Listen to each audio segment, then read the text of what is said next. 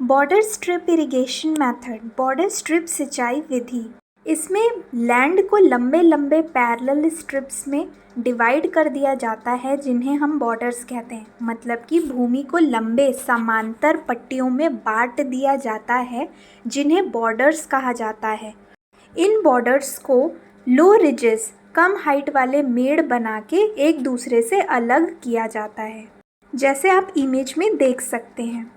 इस विधि में जो इरिगेशन का डायरेक्शन है, मतलब जिस डायरेक्शन में हम सिंचाई कर रहे हैं उस दिशा में बॉर्डर स्ट्रिप्स, सीमा पट्टी का जो स्लोप होगा, ढलान होगा, वो यूनिफॉर्म होता है, एक समान होता है। इस विधि में हर एक पट्टी या जो स्ट्रिप होती है उसकी सिंचाई इंडिपेंडेंट होती है, मतलब स्वतंत्र रूप से होती है। आप इमेज में देख सकते हैं, ऊपर फार्म चैनल लिखा हुआ है। यहाँ से सिंचाई के पानी को छोड़ा जाता है जिससे कि हर एक स्ट्रिप, हर एक पट्टी का जो इरिगेशन है वो इंडिपेंडेंटली, स्वतंत्र रूप से होता है। किस पट्टी या स्ट्रिप में हमें सिंचाई का पानी छोड़ना है या नहीं छोड़ना है, कब छोड़ना है, इसे भी हम अपने हिसाब से नियंत्रित कर सकते हैं। और ये जो स्ट्रिप्स हैं, जो पट्टियाँ होती हैं, जो कि बॉर्डर रिजेस के द्वारा, जो बॉर्डर में रिजेस बनाए गए हैं, मेड़ बनाए गए हैं, उनके द्वारा सीमित हो गई है। तो इतने ही पट्टियों पे सिंचाई का पानी नीचे की तरफ फैलता और बहता है। बॉर्डर स्ट्रिप सिंचाई विधि में जो लेंथ ऑफ स्ट्रिप होता है, पट्टियों की लंबाई, वो 60 मीटर से लेके 300 मीटर तक वेरी करता है, बदलता है। वहीं विड्थ ऑफ स्ट्रिप, जो चौड़ाई है पट्टियों की, वो 3 मीटर से 15 मीटर तक वेरी करता है। मोस्ट कॉमन साइज़ की बात करें जो किसानों के द्वारा अपनाया जाता है तो वो है लेंथ ऑफ स्ट्रिप, पट्टियों की जो लंबाई है वो 30 मीटर से 50 मीटर, और विड्थ ऑफ स्ट्रिप, पट्टियों की चौड़ाई 3 मीटर से 5 मीटर। वहीं अगर सॉइल के आधार पर देखें हम लेंथ ऑफ स्ट्रिप, पट्टियों की लंबाई, तो सैंडी सॉइल में रखी जाती है 60 मीटर से 90 मीटर तक, सिल्टी सॉइल में 90 मीटर से 150 मीटर तक, और क्ले सॉइल में 150 मीटर से 300 मीटर तक। अब देखते हैं बॉर्डर स्ट्रिप इरिगेशन मेथड के लिए सूटेबल, उपयुक्त क्या होता है। ऐसी भूमि जिसका ढलान या स्लोप 0.05 से 2% तक का हो, इसमें 0.05% मिनिमम स्लोप रखा जाता है ताकि एडिक्वेट सरफेस ड्रेनेज किया जा सके, मतलब पर्याप्त रूप से जल को निकाला जा सके, और 2% मैक्सिमम स्लोप रखा जाता है सॉइल इरोजन को कम करने के लिए।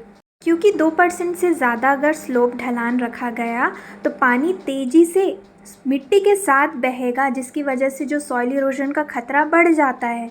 तो इसे कम करने के लिए जो मैक्सिमम जो लिमिट होती है 2% रखा जाता है। नेक्स्ट पॉइंट है ऐसी सॉइल जिसका इनफिल्ट्रेशन रेट लो से मॉडरेटली हाई हो, मतलब कि ऐसी सॉइल जिसमें पानी का जो प्रवेश दर है, मतलब इनफिल्ट्रेशन रेट है अपर सॉइल सरफेस से सॉइल के अंदर, वो अगर लो से मॉडरेटली हाई हो, निम्न से मध्यम से थोड़ा ज़्यादा हो, तो उन मृदा के लिए इस प्रकार का जो इरिगेशन मेथड होता है वो सूटेबल होता है। इसके अलावा जितने भी क्लोज ग्रोइंग क्रॉप्स हैं जैसे वीट, बार्ले, फॉडर, लेग्यूम्स, उनके लिए border strip irrigation method suitable होता है।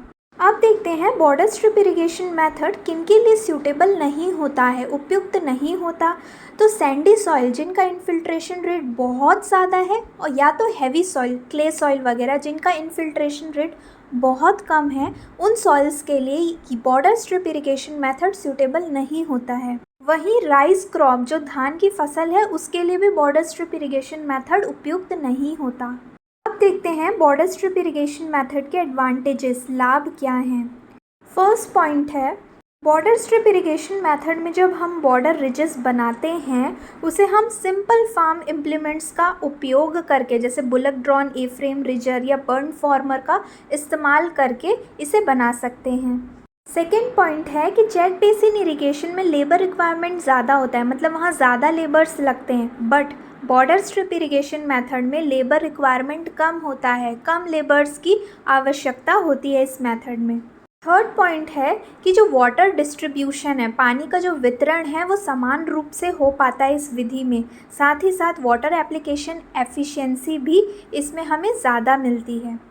फोर्थ पॉइंट है कि लार्ज इरिगेशन सिस्टम को हम बहुत ही अच्छी तरीके से उपयोग कर सकते हैं, जैसे कैनाल्स हो गए, डैम्स हो गए, इनका हम इस प्रकार की इरिगेशन में अच्छी तरीके से उपयोग कर सकते हैं।